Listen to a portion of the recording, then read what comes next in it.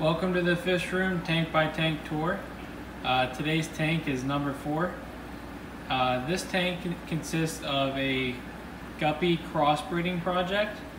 So I had 4 females to start. I added a 5th one because these are all hand selected. I have certain traits I'm looking for. My females are like a fancy Guppy, working on getting more coloration in their fins and in their top fin, working their way up through their spine. And I'm crossing them with a delta tail purple Guppy. And exciting, just a few days ago I spotted my first fry. So they've been in here for exactly a month, and you can see right up top there I got some babies. They're probably about 2 or 3 days old. So this tank started on the 1st of this month, and this is the 30th. Tomorrow's Halloween. So kind of exciting. It's been a month of this tank set up. I haven't seen any babies. These females have been bred before, but they've been left alone without a male for about 2 months, and now they've been with a male for a month. So these fry most likely aren't from this male, but it's one more, I guess, batch of babies closer to breeding with that male and having 100% his babies. Takes about 3 months for a female to become pregnant, and they give birth about every month. So about 28 days or so after a female is pregnant, they'll have their fry. So after they do that about 3 times, because they can have multiple drops of fry from one male after he's been taken away. But this has been their 3rd month, so very well likely could be some of his babies. But if not, kind of starting fresh now, and they should be breeding with him. And I'm really excited to grow these fry out and their future fry and see what I get. Guppies have always been one of my favorite fish, and I think looking at these you can kind of see why. I think they're really nice, and these are kind of my own creation, so it makes it that much more exciting. So I have, I think, currently 5 females, 1 male. I have some upside down fake grass. Gives a really good hiding place. You can see the babies hang out up top. I feed really heavily when I spot fry for the first time, or I catch them out. So they'll get baby brine shrimp morning and night, kind of to dither the babies, and they can feed off of that, and the parents can feed off the brine shrimp as well. Keeping them full and less likely to feed off of the fry. I also give algae wafers because I house a few plecos in here. I've said this before, plecos are an amazing fish to keep with guppies because the food that they eat and how the wafers are very condensed, they can graze off that food for hours. So keeping them full and having a constant food source is very important so they don't eat their fry. For filtration, I just got a nice sponge filter going in there. I have acrylic yarn in there. I've spoke about that before. Very nice hiding places for the fry, and also grows good beneficial bacteria to keep your water nice and clear. I do have a light here so we can take a closer look at some of these. See the one right in the middle of the tank? Her top fin and her back fin are actually 2 different colors, but I think it's a really nice looking fish. Then I have more of like a cobra, yellow cobra. Her top and bottom fin look nice. There's a red. She's kind of hiding, but her color is starting to come up through her spine. Really working on bringing that color up through. I think that is some potential. Same with this one here. And that like rainbow effect in her tail. I mean, that's a female. The top right facing away from us. See if she turns for us.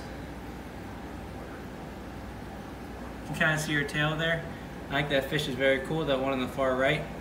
And then obviously the male. That's a multiple generation bred purple delta guppy. So his fry are very consistent when he's bred with another female of the same strain, which I still breed those as well, keeping those pure. But this is a crossbreeding tank, so I'm gonna get something new, and if there's some really nice babies out of this, I'll breed those babies to each other, which will make it an F1 of that generation. If I do that up to 5 generations, I will get a lot more consistency in those babies, and that's kind of what people start calling show fish. So if you have a show quality guppy, they should have very nice body shape and colors, and their fry should be almost 100% or 80% true, meaning that they are very consistent and all the brothers and sisters, the fry, their babies all look the same. So this is kind of an exciting tank. Anytime you're breeding fish and you spot some babies or you see some eggs, it definitely keeps you involved in the tank, and I think it really makes the hobby a lot of fun. So hopefully this is kind of a nice update. I think I'm going to take the light off. I have another light over here. I'll show these fish for another minute or so. But this is the tank number 4, a nice 10-gallon setup. I'll mention this too, I have some, I'll post it in the description, I forget what it's called. It's type of roof siding, but you buy it in like 8 foot by 4 foot sheets at a hardware store. You can cut it with scissors, and then you cut it to fit the frame. So you see, you can take that off very easily, and I have an open top. But this, you can see it's dripping water off it. It'll really help the evaporation. You'll put it above your sponge filter, wherever it's bubbling, and that's going to help keep the humidity in there, keep your water from evaporating, and prevent fish from jumping out. These guppies don't ever really jump out, at least recently. Whenever you buy new ones, I always cover them completely. I'll put another half to that. But this allows me to keep the humidity in the tank and the water from evaporating, keeping the fry and the fish from jumping out. And in my 20 longs, I'll actually do a piece here. I'll leave a gap, and I'll put a piece here. Because anytime you have fish jump out, it's typically in the corners. It's possible to jump out from the center, but unless you got mollies or swordtails or something like that that are more prone for jumping, I haven't had a problem with guppies. That way, keeps them in there, keeps the evaporation to a minimal, and it keeps feeding very simple. So to go through, if this was completely covered, and take the lid off and feed every single tank, you're not going to give them as many feedings as you would if it's not. It's just not as convenient, and I've done it before. You can even do little holes where you can cut a hole and put a piece over you, slide back and forth. But that way you can't get a net in the tank. If a fish dies, you're like, oh, I'll get that later, instead of just going ahead and doing it right then. So this is very easy to get in and out of the tank.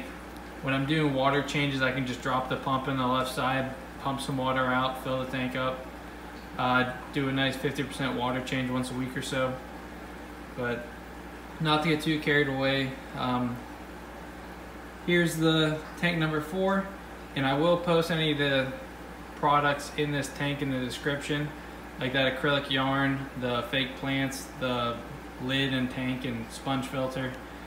If you guys are curious and you want to kind of replicate a setup like this to breed guppies or lion bears, it works really well for me. I have a few different things I use in different tanks, but this tank is doing well, and you kind of see progress, and you can see those babies there. So thanks for watching, guys. Stay tuned. Tank number 5 update will be up here shortly. Thanks again for watching. If you're not subscribed, go ahead, subscribe. Thanks for watching, guys.